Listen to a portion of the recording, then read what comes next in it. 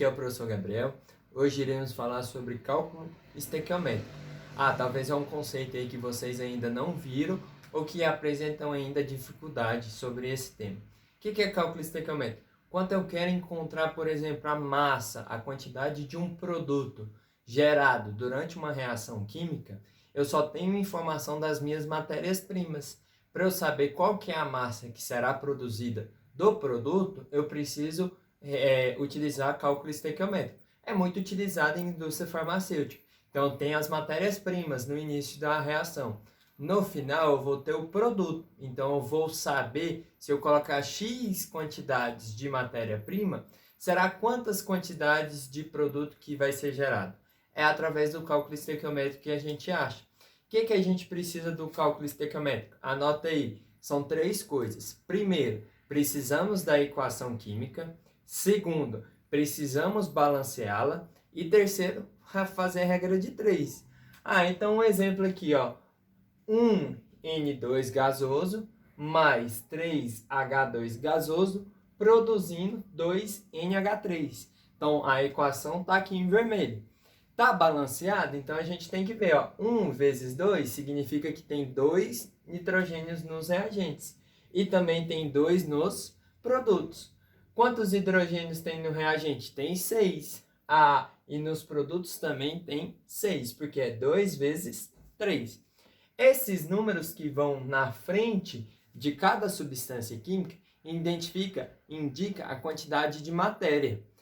Então significa aqui que eu preciso de 1 mol de nitrogênio para reagir com 3 mols de hidrogênio para produzir 2 mols de amônia. Ou seja, uma molécula reage com mais 3 moléculas, gerando 2 moléculas de amônia. Então, existem 4 relações que nós vamos estudar na aula de hoje. A primeira relação é a relação mol-mol. Então, esses números indicam a quantidade de mols.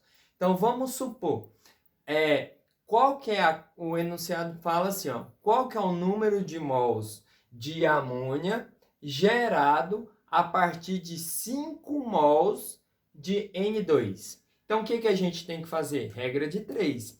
Essa regra de 3, a primeira linha da regra de 3, é sempre baseado nos coeficientes estequiométricos. Então, ó, a gente quer quantos mols de amônia vai ser gerado a partir de 5 mols de nitrogênio. Então, tem essas duas substâncias químicas aqui que a gente está relacionando. Então vai ficar assim, ó. A gente vai só extrair essas informações, ó. Então, 1 mol de nitrogênio produz quantos mols de amônia? Produz 2 mols de amônia. Beleza? O que ele quer saber, ó? Quantos mols de amônia? Então a amônia está do lado direito ou do lado esquerdo? Está do lado direito. Aqui, então, sempre substância embaixo de substância e tem que ser as mesmas unidades. Então se aqui está mol, então aqui também tem que ser mol. Mol é representado pela letra N.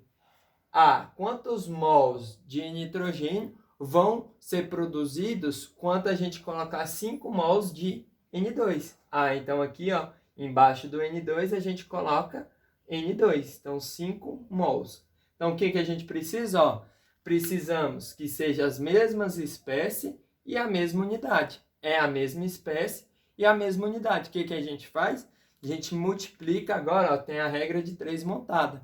A gente multiplica cruzado. Então vai ficar 1 vezes N é N. N é igual a 5 vezes 2, 10. Então vai dar, número de mols é 10. Então, tem que ser a mesma unidade, então 10 mols. E tem que ser a mesma substância, então 10 mols de nitrogênio, de amônia.